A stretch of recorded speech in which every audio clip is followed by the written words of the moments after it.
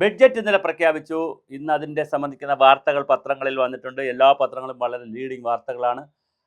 ചാനലുകളിൽ 2 ദിവസമായി വളരെ വലിയ തോതിലാണ് ഇത് സംബന്ധമായ ചർച്ചകൾ നടക്കുന്നത്. പരിസ്ഥിതി രംഗത്തുള്ളവർ, വിദഗ്ധരായിട്ടുള്ളവർ, അതുപോലെ തന്നെ പിന്നെ ഈ സാമൂഹ്യ രംഗത്തുള്ളവർ, സാമ്പത്തിക രംഗത്തുള്ളവരൊക്കെ വലിയ ചർച്ച നടത്തുന്നുണ്ട്. പക്ഷേ ഒരുപാട് പദ്ധതികൾ, പുതിയ പദ്ധതികൾ ഈ ഗവൺമെൻറ് ലോഞ്ച് ചെയ്തിട്ടുണ്ട്.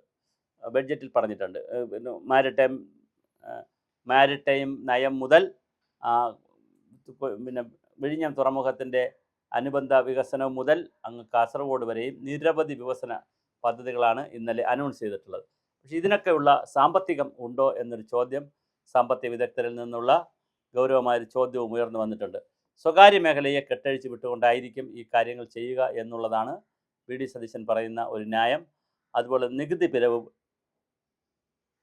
നികുതി ഇതര വരുമാനവും ഒക്കെ കൂട്ടുന്നതിന് വേണ്ടിയിട്ടുള്ള ശക്തമായ നടപടികൾ സ്വീകരിക്കുമെന്നാണ് വി ഡി സതീശൻ അവർ പറയുന്നത്. എന്തായാലും തീർച്ചയായിട്ടും പദ്ധതികൾക്കൊരു കുറവുമില്ല. സമുദ്ര മിഷൻ വരുന്നു. അതുപോലെ തന്നെ എറണാകുളത്ത് ഫിലിം സിറ്റി 100 കോടിക്ക് J C Daniel memorial film city വരുന്നു. സലിം കുമാറിന് സ്മാരകം വരുന്നു. ഉള്ളൂർ എസ് പരമേശ്വരയ്യരുടെ ലൈബ്രറിക്കും അതിന് പൈസ കൊടുത്ത് അതിൻ്റെ പരിപാടികൾ നടക്കുന്നു. ശ്രീനാരായണ ഗുരുദേവന് വേണ്ട പേരിൽ കൺവെൻഷൻ സെൻറ്റർ സ്മാരകവും വരുന്നു, പ്രതിമ വരുന്നു. അതുപോലെ തന്നെ എം ടി വാസുദേവൻ നായരുടെ പേരിൽ കൾച്ചറൽ സെൻറ്റർ വരുന്നു കോഴിക്കോട്. മലപ്പുറത്ത് പിന്നെ സ്റ്റേഡിയം വരുന്നു, ഫുട്ബോൾ സ്റ്റേഡിയം വരുന്നു. തിരുവനന്തപുരം എഞ്ചിനീയറിംഗ് കോളേജിനെയും തൃശ്ശൂർ മെഡിക്കൽ കോളേജിനെയും സ്പെഷ്യൽ സ്റ്റാറ്റസ് കൊടുത്ത് അതിനെ ഉയർത്തുന്നു. ഇങ്ങനെ തുടങ്ങി പിന്നെ അതുപോലെ തന്നെ സിദ്ധാർത്ഥൻ്റെ പേരിലുള്ള ആൻറ്റി റാഗിങ് പരിപാടികൾ, പിന്നെ അതുപോലെ തന്നെ സ്ത്രീകൾക്ക് വേണ്ടിയുള്ള പരിപാടികൾ, 25 ലക്ഷം രൂപയുടെ ആരോഗ്യ ഇൻഷുറൻസ്, പിന്നെ റിസർച്ച് പാർക്ക്, സയൻസ് പാർക്ക്, പിന്നെ ഗ്ലോബൽ ജോബ് വാച്ച് ടവർ.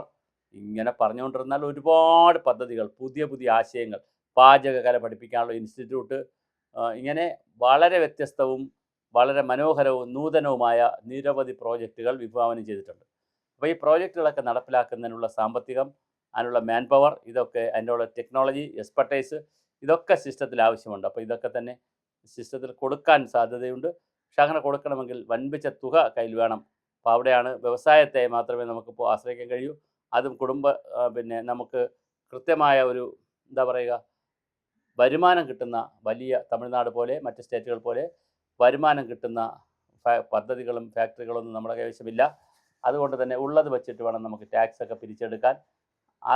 അതിൻ്റെ പ്രധാനപ്പെട്ട ഒരു മേഖലയായി ഈ വികസന രംഗത്തെ നിർത്തിയിരിക്കുമ്പോൾ അതിൽ നിന്നുള്ള വരുമാനം പലപ്പോഴും സർക്കാരിന് വേണ്ടത്ര കിട്ടാതെ പോകുന്ന പ്രശ്നമുണ്ട്. അപ്പോൾ ആ വരുമാനമൊക്കെ എടുത്തിട്ട് വേണം ഈ തുടക്കത്തിൽ ഈ പ്രശ്നങ്ങളൊക്കെ പരിഹരിച്ചു പോകാൻ. ബഡ്ജറ്റിൽ പറഞ്ഞിരിക്കുന്ന ഓരോ കാര്യം നടപ്പിലാക്കണമെങ്കിൽ അതിന് കോടാനുകോടി രൂപയുടെ ബാധ്യതയുണ്ട്.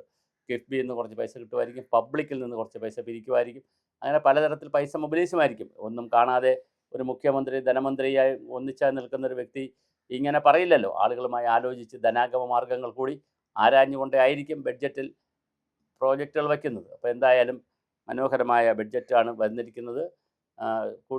തീരദേശം മുതൽ കാട് വരെയുള്ള പ്രദേശങ്ങളിലെ സകലമാന ജനങ്ങൾക്കും ഒരർത്ഥത്തിൽ അല്ലെങ്കിൽ വേറൊരർത്ഥത്തിൽ ഗുണകരമായ ഒരു ബഡ്ജറ്റാണ് വന്നിരിക്കുന്നത്. പക്ഷേ ഈ ബഡ്ജറ്റിൻ്റെ ഒരു സംഗതി എന്നെ സംബന്ധിച്ച് ഇതിൻ്റെ വരുമാനം എങ്ങനെ എന്നുള്ളതാണ്, അത് എത്ര വരുമാനമുണ്ട് എന്നുള്ളതാണ് ഗൗരവതരമായൊരു ചോദ്യം. അതുകൊണ്ട് തന്നെ ഇതൊരു ബോഗസ് ബഡ്ജറ്റാണ്, നടപ്പിലാക്കാൻ കഴിയാത്ത കാര്യങ്ങൾ മാത്രം പറഞ്ഞിട്ടുള്ള ഒരു ബോഗസ് ബഡ്ജറ്റാണ് എന്നുള്ള ആക്ഷേപവും പ്രതിപക്ഷത്തു നിന്ന് വന്നിട്ടുണ്ട്. പക്ഷേ ഞാൻ ഈ പറഞ്ഞ പോലെ ട്രൈബൽ യൂണിവേഴ്സിറ്റി വരുന്നു, നൂറുകണക്കിന് വിദ്യാഭ്യാസ രംഗത്ത്, ആരോഗ്യരംഗത്ത്, പരിസ്ഥിതി രംഗത്ത്, വൈദ്യുതി രംഗത്ത്, അങ്ങനെ എല്ലാ മേഖലയിലും സമഗ്ര പുരോഗതി പറയുന്ന ഒരു ബഡ്ജറ്റാണ്. പക്ഷേ അത് നടപ്പിലാക്കുന്നതിനാവശ്യമായ സാമ്പത്തികം വലിയ പ്രതിസന്ധി തന്നെയാണ്. അപ്പോൾ അതിനെ സംബന്ധിച്ചുള്ള വിശദാംശങ്ങളും നമ്മൾ ഇനി വരുന്ന ദിവസങ്ങളിൽ ചർച്ച ചെയ്യേണ്ടതുണ്ട്.